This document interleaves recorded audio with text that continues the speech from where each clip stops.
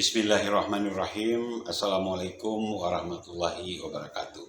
Saya Nova Iriansyah, Gubernur Aceh, atas nama pemerintah Aceh mengucapkan selamat ulang tahun PT Jasara Harja yang ke-61 tahun 2021.